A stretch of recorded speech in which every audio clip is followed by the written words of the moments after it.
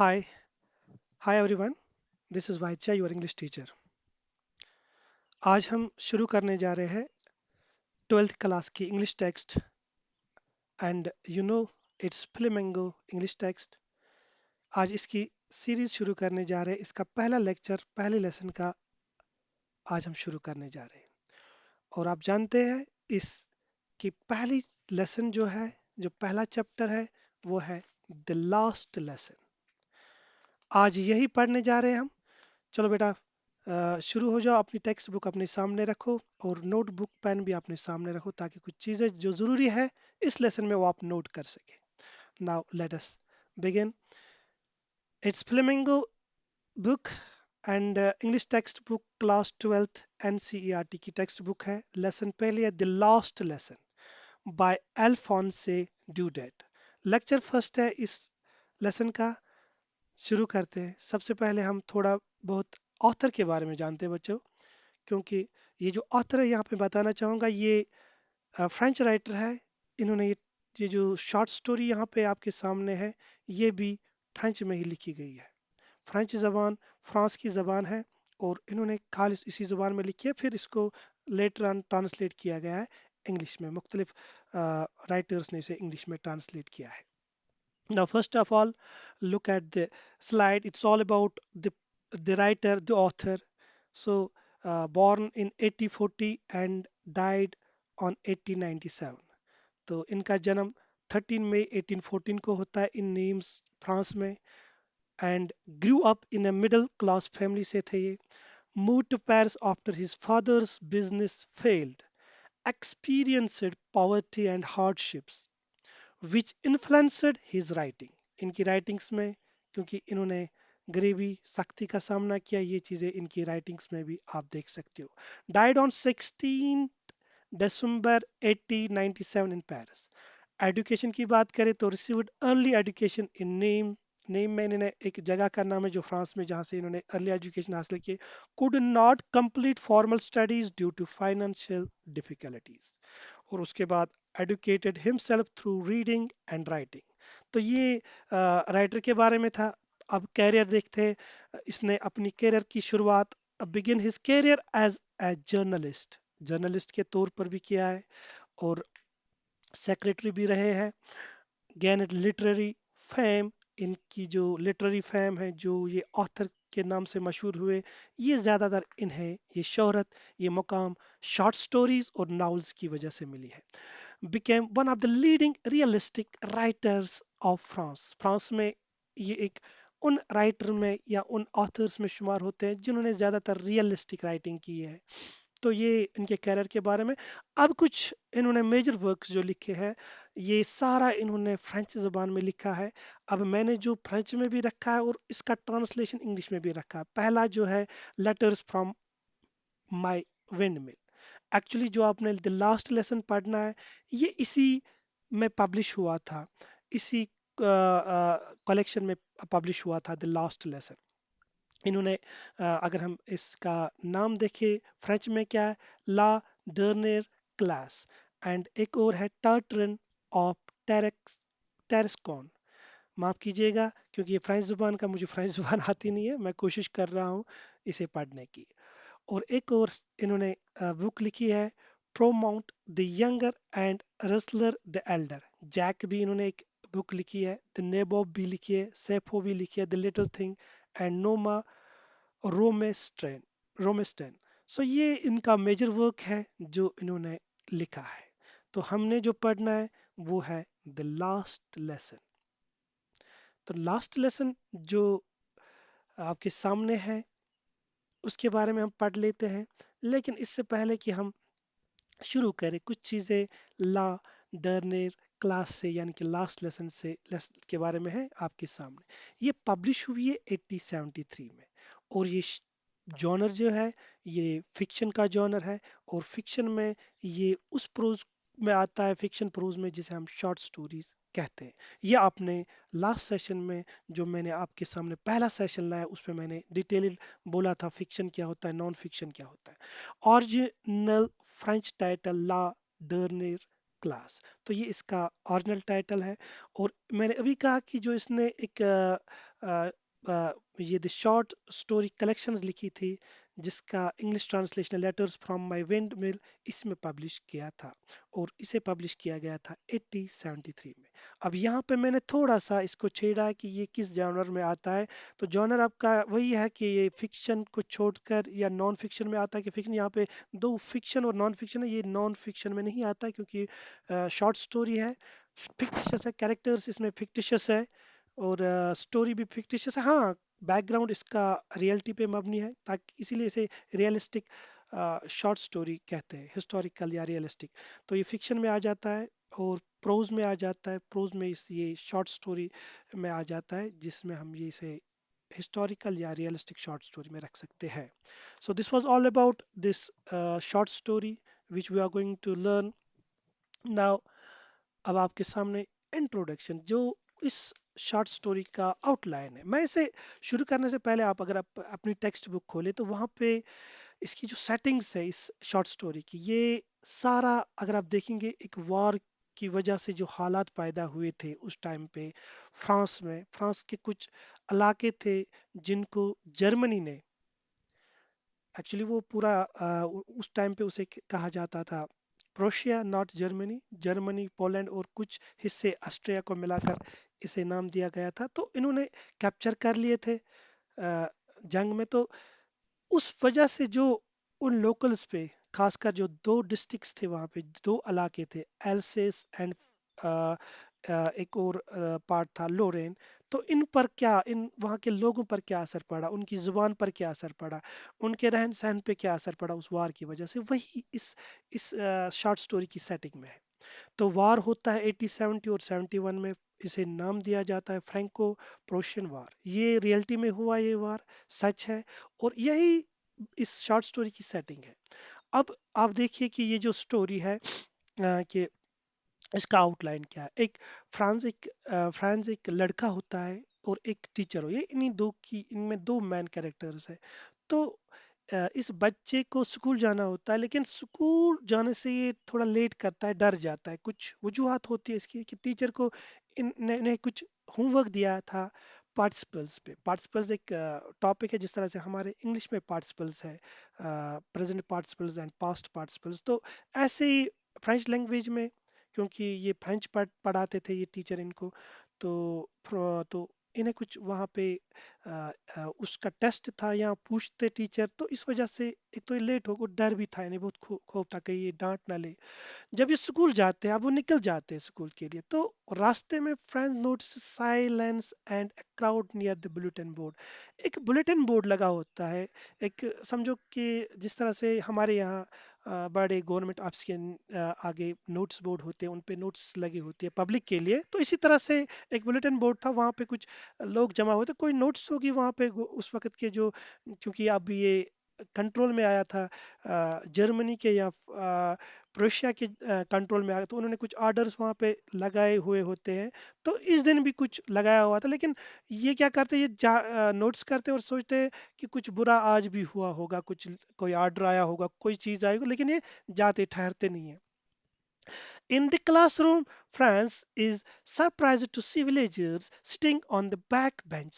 अब जब ये स्कूल पहुंचते हैं ऐसे वैसे करके, वहाँ पे स्कूल का माहौल भी टोटली डिफरेंट होता है इस दिन। हर एक चीज़ ये मतलब डिफरेंट होती है। यूजुअली जैसे ये आम दिनों में हुआ करता था स्कूल में, टोटली चेंज था। अब ये क्लास में जब जाते हैं, तो क्लास में भी क्या देखते हैं, कुछ विलेजर्स आए हैं, ये लोकलिटी के लोग आए, बुजुर्ग लोग आए, वो बैठे हैं बैक बेंच पे। तो ये भी इसके लिए हैरान कुन था। हिज टीचर एम हैमल, ये इनके टीचर, तो मैंने कहा दो कैरेक्टर है ज्यादातर, एक तो ये फ्रांस और M Hamel, is dressed in green coat, frilled shirt and a small black silk cap. अब इस दिन जो टीचर यूजुअली जिस जो ड्रेस पहन के आते थे उससे हटके थे।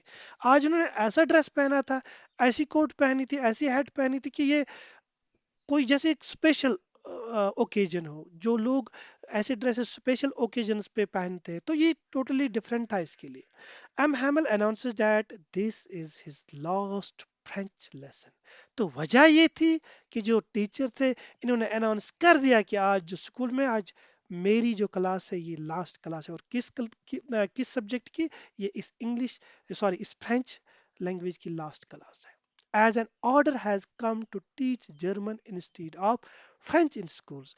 अब जर्मन लोगों ने इस गवर्नमेंट ने ऑर्डर निकाला है कि आज से स्कूल में फ्रेंच नहीं होगी, क्योंकि आज तक ये या आज से पहले ये फ्रेंच के लोगों में फ्रेंच के कंट्रोल में थी या फ्रांस के कंट्रोल में थी। नहीं नहीं, अब नहीं।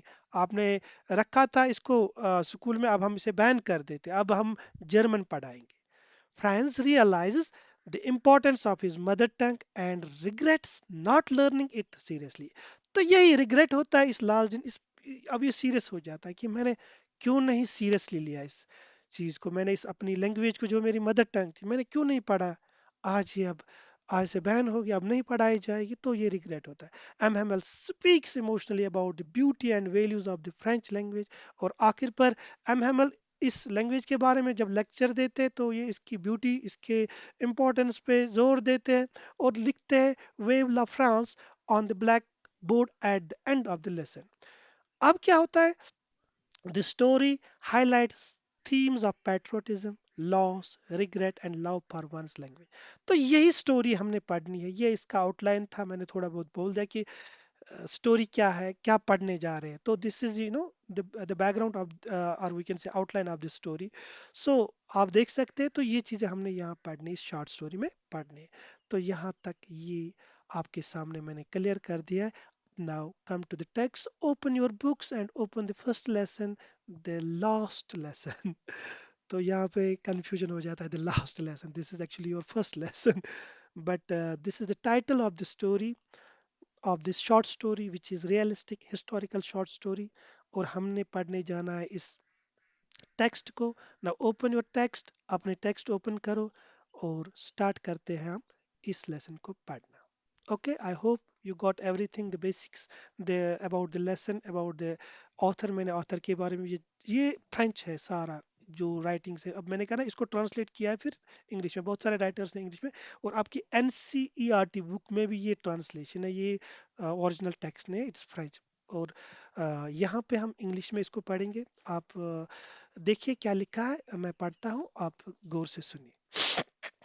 कुछ डिफिकल्ट वर्ड्स आएंगे, मैंने उनको हाईलाइट कर दिया है रेड पेन से, रेड कलर से। आप वो लिख कर देखिए, एट द एंड में उनकी मीनिंग्स भी बोलूंगा और साथ साथ में ऐसे भी मीनिंग बोलूंगा। The last lesson. I started for school very late that morning and was in great dread of a scolding, especially because M. Hamel had said that he would question us on participles, and I did not know the first word about them. For a moment, I thought of running away and spending the day out of doors. It was so warm, so bright, the birds were chirping at the edge of the woods, and in the open field back of the sawmill, the Prussian soldiers were drilling. It was all much more tempting than the rule of participles. But I had the strength to resist and hurried off to school। अब इस paragraph में मत मैं आपको समझा देता हूँ कि जो बच्चा है, ये जो फ्रांस है, इसने क्या किया, इसने स्कूल जाना था, ये थोड़ा लेट हो गया है ना। पहले ही I started for school very late, और जब ये निकला इस सुबह को स्कूल, इसके अंदर खौफ था, इन ग्रेट ड्रेड यानी कि ड्रेड ऑफ, वो खौफ ज़्यादा था कि कहीं मुझे डांट ना पड़े। स्पेशली खासकर बिकॉज एम हेमल ने क्या किया था, इन्हें आज कुछ क्वेश्चंस पूछने हैं पार्टिसिपल, इन्होंने होमवर्क दिया था, अब आज ये इन्हें सवाल करेंगे, पूछेंगे, तो एक तरह का टेस्ट है स्कूल में, तो इन्हें इसी चीज का डर था। एंड डिड नॉट नो, और ये जानते नहीं the first word about them, in participles के बारे में ये इनका एक वर्ड या ABC भी नहीं जानते थे, यानी कि इन्हें कुछ पता नहीं था इस बच्चे को इस पार्टिसिपल्स टॉपिक के बारे में। तो आई स्टार्टेड, ये लेसन स्टार्ट होती है फर्स्ट पर्सन सिंगुलर से। तो ये नरेशन जो करता है खुद, ये फर्स्ट पर्सन, ये जो बच्चा है ये खुद नरेट स्टोरी करता है। It was for a moment I था, अब मैंने कुछ देर के लिए, बच्चा कहता है मैंने सोचा, क्या सोचा, I thought of running away, मैंने सोचा मैं भाग जाऊं, मैं स्कूल ना जाऊं, and spending the day out of doors, मैं बाहर ही रहूं आज दिन भर। बाहर क्या था? It was so warm, so bright, मौसम खुशगवार था, धूप खिली हुई थी, बर्ड्स चहचहा रहे थे, गा रहे थे। जंगलों के, हाँ, जंगलों में जब एट द एज होता है कि जो बाहर का एंड का, वो एंड वाला जंगल का होता है, वहां पे सुबह सुबह बर्ड्स निकलते हैं और आवाजें निकालते हैं। And in the open fields back of the सामिल, वहां पे एक सामिल थी जहाँ पे लकड़ियां काटी जाती है, तो उसके पीछे एक मैदान था, वहां पे क्या कर रहे प्रोशन सोल्जर्स, वो ड्रिलिंग करते थे, वो परेड कर रहे थे, वो एक्सरसाइजेस कर रहे थे। तो ये अच्छा था। It was all much more tempting, ये वो अट्रैक्टिव चीज थी इसके लिए, then the rule for participles, उस पार्टिसिपल्स को समझने के लिए उनके लिए रूल्स क्या है। But I had the strength to resist, लेकिन मुझ में क्षमता थी बर्दाश्त करने की, और मैंने ये चीज़ें सब अवॉइड कर दी। मैंने, हाँ, ये टेम्पटिंग था, मुझे अच्छा लगता, लेकिन मैंने ये रेजिस्ट कर दी, मैंने, हाँ, ये बर्दाश्त कर दिया, और मैं चला किस तरफ? स्कूल की तरफ। तो ये पहला पैराग्राफ था। Now next, when I passed the town hall there was a crowd in front of the bulletin board. जब मैं कहाँ चला? जब मैं टाउन हॉल के नज़दीक पहुंचा तो वहाँ पे बुलेटिन बोर्ड के नीचे, मैंने अभी कहा ना, वहाँ पे एक बिल्डिंग थी गोल, वहाँ पे कुछ नोटिस लगे थे, कुछ ऑर्डर्स होते थे, वो लगे हुए थे। तो इसने जैसे ही वहाँ देखा, वहाँ पे लोग खड़े थे, जमा हुए थे, फॉर द लास्ट 2 years, क्योंकि पिछले 2 सालों से ऑल ओवर हमारी जो बुरी खबरें, bad news had come from there, वहां से आती थी कि कहाँ हारी, कौन सा ऑर्डर निकला, किस का ऑर्डर निकला, क्या करना है, कैसे करना है, ये सारी इस पे लगाई जाती थी, इस नोटिस बोर्ड पे, इस टाउन हॉल के नीचे। And I thought to myself, और मैंने खुद से सोचा, क्या? विदाउट स्टॉपिंग, बिना रुके ही, यानी कि मैं चलता गया, मैं रुका नहीं, मैंने देखा लोगों को वहाँ, मैंने, और मेरे जहन में ये आ गया, हाँ, पिछले 2 सालों से तो वहाँ पर रोज रोज एक नया ऑर्डर आता है, एक नई नई चीज़ आती है हमें करने के लिए। लेकिन मैंने क्या किया? मैं रुका नहीं, मैंने सोचा, what can be the matter now, अब क्या होगा इस वक्त, अब कौन सा ऑर्डर आया हुआ होगा? Then as I hurried by as fast as I could go, और फिर मैंने कोशिश की, जितना मुझे हो सका मैंने जल्दी की। The blacksmith Wachter, who was there with his apprentice reading the bulletin, called after me, "Don't go so fast, Bob. You will get to your school in plenty of time." अब वहां पे एक ब्लैक स्मिथ था, लोहार था, जो अपने, उसके साथ एक शागिर्द भी था जिसे वो सिखा रहा था। तो उसका नाम था वेक्टर। उसने मुझे आवाज दी, उसने मुझे बोला, इतना तेज मत भागो, आपके पास टाइम है, आप पहुंच जाओगे। I thought he was making fun of me and reached Hamel's little garden all out of breath. मैंने सोचा ये मेरा मजाक बना रहा है, हाँ, और ऐसे तैसे करके मैं स्कूल के नज़दीक पहुंचा, यानी कि मैं उस गार्डन में पहुंचा जो एम हैमल ने वहां पे बनाया था, और मेरी सांस फूल रही थी, out of breath. Next, usually, when school began, there was a great bustle, which could be heard out in the streets. The opening and closing of desks, lessons repeated in unison, very loud, without hands, with our hands over our ears to understand better, and the teacher's great ruler rapping on the table. But now it was all so still. I had counted on the commotion to get to my desk without being seen, but of course, that day everything had to be as quiet as Sunday morning. Through walking up and down with his terrible iron ruler under his arm, I had to open the door and go in before every day. You can imagine how I blushed and how frightened I was. But nothing happened. M. Hamel saw me and said very kindly, "Go to your place quickly, little friends. We were beginning without you." अब क्या होता है? अब ये कहते हैं France, अब यहाँ पे इनका नाम भी आ गया क्योंकि इनका नाम फ्रांस है। अब इन्होंने कहा कि हर दिन ये होता था, जब स्कूल पहुंचते थे तो वहां पे आवाजें होती थी, शोर शराबा होता था। ये यूजुअली जब भी स्कूल शुरू होता है तो बच्चे शोर करते हैं, और उस शोर को सड़क पर भी सुन स्ट्रीट पर भी सुनते थे। ये फ्रेंड्स के रहे कि इतना शोर होता था। लेकिन चोर किन का होता था? डिस्कस का। डिस्कस को हटाना रखना, लेसन रिपीट जब जब सारे बच्चे एक साथ पढ़ते थे, हाँ, अपने कानों पे हाथ रख के वो शोर आता था। और जो टीचर्स उनके हाथ में जो रूलर होता था, वो जो स्केल सी होती थी, हाँ, तो उसको मारते थे टेबल पे, वो आवाजें आती थी। बट इस दिन सब खामोश था। I had counted on the commotion to get my disk without being seen. मैं क्या करता था? मैं इसमें क्या करता था? मेरा जो मैं डिपेंड था, यानी कि काउंट ऑन होता है कि डिपेंडेंट, मैं डिपेंडेंट था किस पे? इस शोर शराबे का, इस कंफ्यूजन का। और जब ऐसा होता था, मैं इसी शोर शराबे में अंदर चला जाता था क्लास में, बिना देखे बिना नोट्स किए। लेकिन आज ऐसा नहीं था, आज सब खामोश थे। But of course that day is then everything had to be as quiet as Sunday morning. जिस तरह संडे मॉर्निंग को स्कूल्स ऑफ होते थे, कोई शोर शराबा नहीं होता है, खामोशी होती, ऐसे आज था। हालांकि आज तो स्कूल का दिन था, बच्चे आए थे, लेकिन फिर भी खामोशी थी। थ्रू द विंडो आई सा माई क्लासमेट। जैसे मैं खिड़की के करीब पहुंचा स्कूल में, तो मैंने क्लासमेट्स को ऑलरेडी क्लास में देखा, उनको पाया। वो अपनी अपनी जगहों पर बैठे थे, ऑलरेडी इन देयर प्लेस। वो अपनी जगहों पर बैठे थे। And M Hamel walking up and down with his terrible iron ruler under his arm. और जो हमारे टीचर एम हैमल थे, जो हमारे फ्रेंच टीचर थे, उन्होंने इस रूलर को या इस स्केल को यहाँ रखा था, अपने इस बगल में। और इधर उधर कर रहे थे क्लास में, ऊपर नीचे कर रहे थे। I had to open the door and go in before everybody. मुझे दरवाजा खोलना पड़ा और मुझे अंदर जाना पड़ा सबके सामने, क्योंकि आज खामोशी थी, सबने नोट्स किया, कोई शोर नहीं था। You can imagine how I blushed and how frighten I was. आप अंदाजा कर सकते हो कि मैं कितना वो शर्मिंदा हो चुका हुआ हूँगा, या डरा हुआ हुआ हूँगा। मैं कितना डर गया हूँगा, क्योंकि सब खामोश थे, मुझे अंदर जाना पड़ा, लेट था ऑलरेडी। बट नथिंग हैपेंड, लेकिन कुछ नहीं हुआ। M Hamel saw me and said very sad kindly।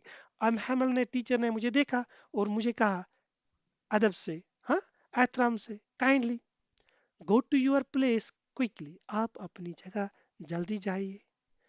Little France. France नाम लिया, इस बच्चे का नाम फ्रांस है। वी वर बिगिनिंग विदाउट, वो हम शुरू करने जा रहे थे आपके बगैर, आप जल्दी अपनी जगह पर बैठे। सो दिस वाज फॉर टुडेज, हम इतना ही पढ़ेंगे आज, क्योंकि मैंने कहा इसका पहला लेक्चर है, 2-3 लेक्चर में ये फिनिश होगा। तो ये सारा टेक्स्ट था। तो होप आपको इस टेक्स्ट का जितना भी हमने पढ़ा, आपको सबसे पहले आइडिया तो मिल गया स्टोरी किस के लिए, वो बैकग्राउंड क्या है इसका, कि एक्चुअली वो वार की वजह से क्या चीज़ें हो रही, जो वार हुआ है इन फ्रैंको और फ्रांस और प्रोशन के दरमियान। और अब इसका असर आम लोगों पर, बच्चों पर, स्कूल्स पर कैसा, कैसे पड़ रहा है, क्या पड़ रहा है, वही देखने जा रहे हैं। तो यहाँ पर आज कुछ चीज़ें जो इस फ्रांस ने देखी, वो टोटली चेंज थी। वो स्कूल में आना, शोर शराबा कुछ नहीं था। टीचर भी कि जो डांटते हैं, हाँ, वहाँ पे वो खामोश से, अदब से, एहतराम से बच्चों को कहते हैं बैठ जाओ। तो बहुत सारी चीज़ें अभी आगे भी देखनी है, क्या बदला है इस दिन, क्या वजह है ये चीज़ें बदल गई है, तो ये देखेंगे। तो आज के लिए इतना ही। आपके सामने कुछ डिफिकल्ट वर्ड्स रखता हूँ, जो भी हमने इसमें पढ़े, इंपॉर्टेंट वर्ड्स और फ्रेजेस। अब आपके सामने है, आप इन्हें इस वीडियो को पॉज करके इनको लिखिए और याद करिए, और आप सेंटेंसेस बनाइए। इन ग्रेट ड्रेड ऑफ होता है feeling very afraid of something, जब आप डरो किसी से। मैंने पहले ही कहा, पार्टिसिपल्स वो आपको पता है, ग्रामर का लेसन होता है। सॉ मिल्स होती है जहाँ पे लकड़ियाँ काटी जाती है। टेम्पटिंग होता है अट्रैक्टिव। हरीड अप होता है जल्दी जल्दी, वेंट अवे क्विकली। अप्रेंटाइज होता है पर्सन लर्निंग ट्रेड, किसी स्किल्ड पर्सन से कुछ सीखे। कोई जैसे वो लोहार था, वो उसे भी, अपने स्टूडेंट को भी सिखा रहा था। बसल होता है बिजी। यूनिसन होता है एक साथ, together in same voice. Commotion होता है शोर, confusion, disturbance. Edge of the wood होता है the outer boundary of the forest. अभी मैंने कहा कि जो बच्चे बाहर, जो जंगल के इस बाहर साइड में बैठे थे, सॉरी, ये जो परिंदे थे शोर कर रहे थे, चहचहा रहे थे, तो वही होता है एज ऑफ द वुड्स, यानी कि जंगल का बाहर। एंड स्ट्रेंथ टू रेजिस्ट होता है कि आप में क्षमता कितनी है कंट्रोल करने की। So these are important words, इनको भी नोट डाउन कर दीजिए। और इसी के साथ अलविदा चाहूँगा। लेकिन यहाँ पे I am living A coat here, education is the most powerful weapon which you can use to change the world. Nelson Mandela. Thank you, meet you again in the next session. इसी lesson का भी दूसरा lecture आएगा, उसी में मिलते हैं। Till then, good bye.